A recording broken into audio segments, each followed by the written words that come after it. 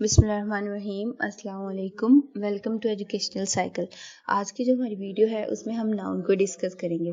Noun को मैंने 3 parts में डिवाइड किया है। आज की जो वीडियो है उसमें हम पहला जो पार्ट है उसे डिस्कस करेंगे और इसमें हम सबसे पहले तो नाउन की डेफिनेशन देखेंगे और फिर उसके एग्जांपल्स देखेंगे और फिर उसके बाद हम उसकी जो टाइप्स हैं उसमें आज हम 2 टाइप्स को पढ़ेंगे। एक कलेक्टिव नाउन होगा और सेकंड जो हमारे पास होगा वो होगा कंपाउंड नाउन। और उसके बाद हम एक हाइफन के बारे में पढ़ेंगे, ये जस्ट फॉर इंफॉर्मेशन। और इससे मतलब आपको हाइफन का भी पता चल जाएगा कि हाइफन किसे कहते हैं। वो एक नोट के तौर पर हम उसे पढ़ेंगे। तो हम अपना स्टार्ट करते हैं। तो सबसे पहले हम नाउन की डेफिनेशन देखते हैं कि नाउन की डेफिनेशन क्या है। A noun is a word that names a person, place, thing और idea। नाउन किसे कहते हैं? उर्दू में इसे हम इसम कहते हैं। और इसम क्या होता है? किसी भी जगह का, किसी भी शख्स का, किसी भी चीज़ का जो नाम होता है उसे हम नाउन कहते हैं, या कोई भी आइडिया उसे हम नाउन कहते हैं। अब आगे हम इसके एग्जांपल्स अगर देख लें कि एग्जांपल्स में हमें अच्छे से समझ आ जाए कि नाउन किसे कहते हैं। तो सबसे पहले अगर हम पर्सन्स, क्योंकि noun is a name of a person, तो अगर हम पर्सन्स में इसकी एग्जांपल देखें तो पर्सन कोई भी हो सकता है। मतलब कोई टीचर हो सकता है, कोई एजेंट, आंट, मतलब हमारी कोई आंटी या कोई भी वर्कर, मतलब ये सब इसम ही हैं। कोई भी पर्सन है, कुछ भी है, वो इसम है। अगर हम प्लेसेस की बात करें तो कोई भी प्लेस हो सकती है, जैसे कि कोई स्टेट है, थिएटर है, टाउन है, या वाशिंगटन एक प्लेस है, या मतलब यहाँ लाहौर है, या कोई भी है, वो एक जगह का नाम है। तो वो सारा हमारे पास आ जाता है नाउन के अंदर। उसके बाद अगर हम थिंग्स में बात करें, कोई चीज़ें जो सी होती हैं, तो इसमें कोई भी चीज़ आ जाती है। चाहे कोई बुक है, कोई डिश है, एप्पल है, लाइब्रेरी है, बेल है, ये सारी जितनी भी चीज़ें हैं, ये लिबर्टी बेल है, ये जितनी भी हमारे पास चीज़ें हैं, इन्हें हम नाउन में ही लेते हैं। उसके बाद आइडियाज़ में बात करें तो जैसे हम कोई डिसीजंस लेते हैं, या हमारी कोई थॉट्स होती हैं, कुछ बिलीव्स होते हैं, या अमेजमेंट होती है, ये सारे हमारे आइडियाज़ होते हैं और ये भी हमारे पास नाउन के अंदर आ जाते हैं। तो आई होप कि इससे आपको जो नाउन की डेफिनेशन वो क्लियर होगी और मैंने 4 पार्ट्स में इसकी जो एग्जांपल्स हैं उन्हें इसीलिए अलग अलग बताया कि ताकि आपको पता चल जाए कि पर्सन में क्या आता है, प्लेस में क्या आता है, थिंग में क्या आता है, आइडियाज़ क्या होते हैं।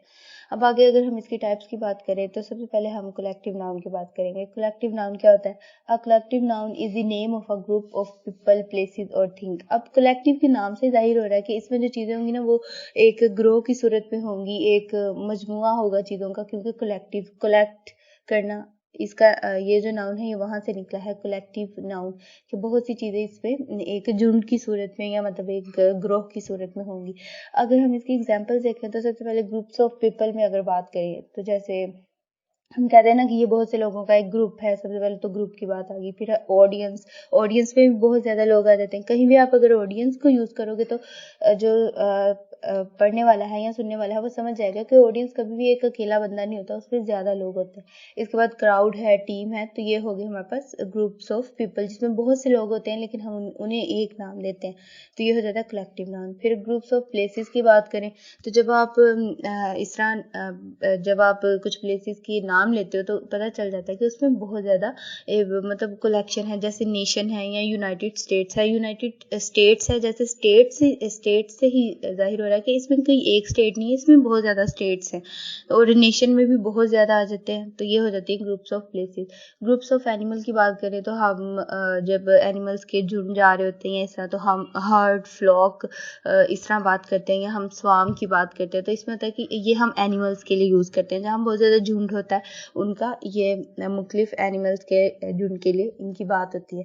आगे अगर हम ग्रुप्स ऑफ थिंग्स की बात करें तो जैसे हम कहते हैं कि ये एक कलेक्शन है।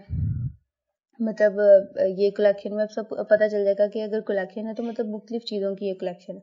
सेट है कुछ चीज़ों का, जैसे हम कहते हैं कि ये सीडीज़ का एक सेट है या सीरीज़ है, तो इससे हमें ज़ाहिर हो जाता है कि इसमें बहुत ज़्यादा चीज़ें हैं, किसी एक चीज़ की बात नहीं हो रही।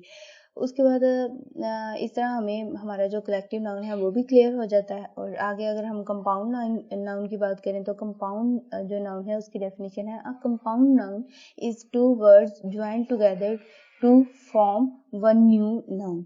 इसमें हम दो जो उनसे वर्ड्स होते हैं उन्हें हम ज्वाइन करते हैं और एक हम नया जो हमारे पास एक नाउन होता है उसे हम क्रिएट करते हैं।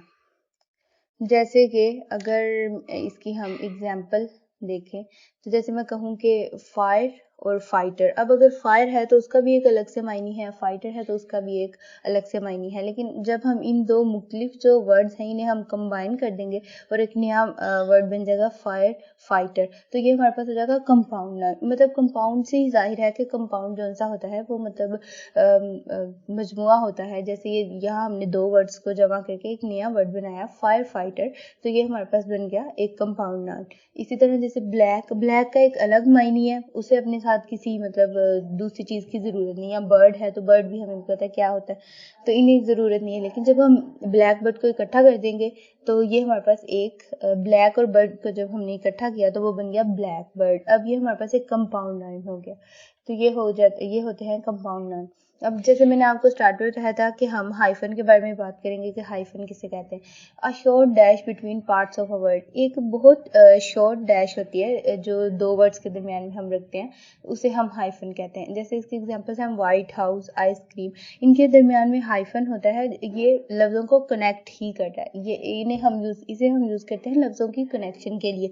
अब व्हाइट हाउस जो है ये कोई अलग वर्ड नहीं है, ये एक ही वर्ड है, लेकिन इसके दरमियान में हमने एक हाइफन लगाया है जो इन दोनों को कनेक्ट कर रहा है, व्हाइट हाउस या आइसक्रीम।